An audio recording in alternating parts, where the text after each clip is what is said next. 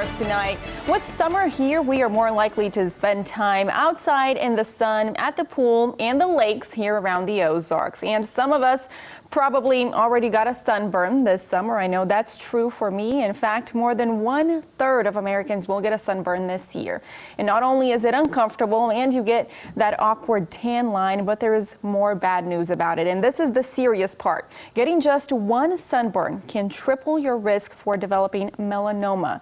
And melanoma is the deadliest type of skin cancer. But there is hope, and it starts with prevention. So tonight we are talking about ways to protect your skin this summer and always. And here to talk to us about that, we have Autumn Bragg, and she's with Cox Health. She's the Oncology Service Line Coordinator. Autumn, thank you so much for being here. Thank you for having me. So let's talk a little bit about melanoma. The numbers, I mean, this was kind of surprising to me to see that the numbers for melanoma are increasing when we're seeing other types of cancer decreasing. Why is that?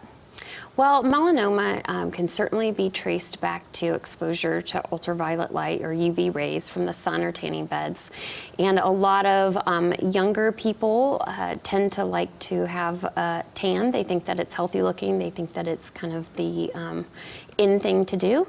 So they have sought help through tanning beds or go out and sit in the sun for hours at a time, and every time you expose yourself to ultraviolet light, you're increasing your risk. Tanning beds versus the sun, is one worse than the other? Are they the same when it comes to the risk factors? So the ultraviolet radiation that you receive through a tanning bed is the exact same for the sun. So really it's important to realize that there's no safe tan. You have a tan, it just means that you've done damage to your skin. So any type of coloring or discoloration of your skin, it just shows that you've had exposure to ultraviolet radiation and you've had some damage. I also read that the number of melanoma cases among teens, specifically between 15 and 19 years old, that's increasing too. And is it because of the tanning? I think that tanning does have a role that plays in that, but also melanoma has been linked to childhood sunburns too. So if you can think back, maybe you've had a sunburn that's been blistering and peeling, things like that. Just one of those throughout your childhood can increase your risk of melanoma later in life.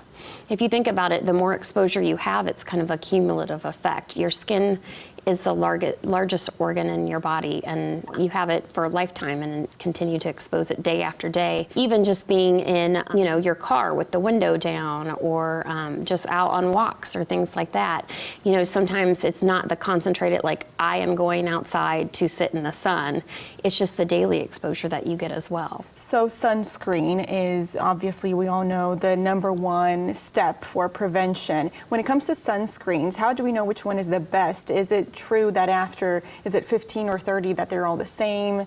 How do we go about choosing the best one? So most dermatologists recommend that you choose a sunscreen that has an SPF, which is the sun protection factor, of at least 30. If you go beyond that, you're getting some extra protection, but it's very, very minimal. Say a 30 might protect you from 97%, whereas a 50 might be 98%. So just because you double the SPF factor doesn't mean that you're doubling your protection. Really what happens is people don't apply sunscreen appropriately. That's really the key. If you're using sunscreen, you can get away with using an SPF 30 as long as you apply the right amount, which is, I think, about an ounce to all of your sun-exposed areas.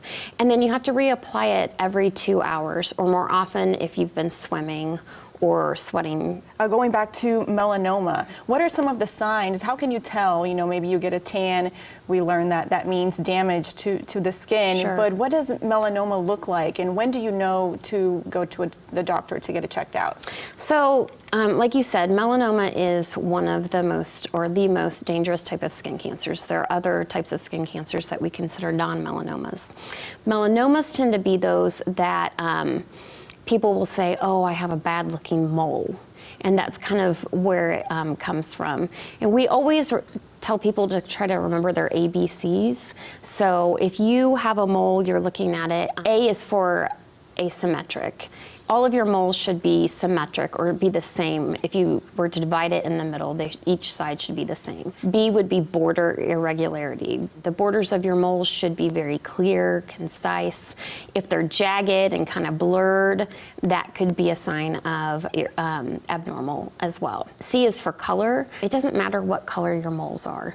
Moles can be black, they can be brown, they can be red. That's fine. It's actually when you have more than one color within the same mole that we consider that to be abnormal. But if there's more than one color in your mole, that's something to look out for. D is diameter. Moles shouldn't be bigger than the diameter of a pencil eraser is kind of the standard what we go by.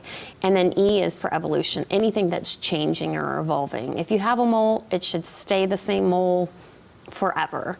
If you've noticed that it's grown in size or the shape has changed or the color has changed, then that's time to go and see your physician. Thank you so much, Autumn. Thank you for having me. We will have all of this information on our website, ozarksfirst.com, and you can listen to our entire conversation on our podcast. Just search for Color 10 wherever you get your podcasts. We'll be right back with more right here on Ozarks Fox.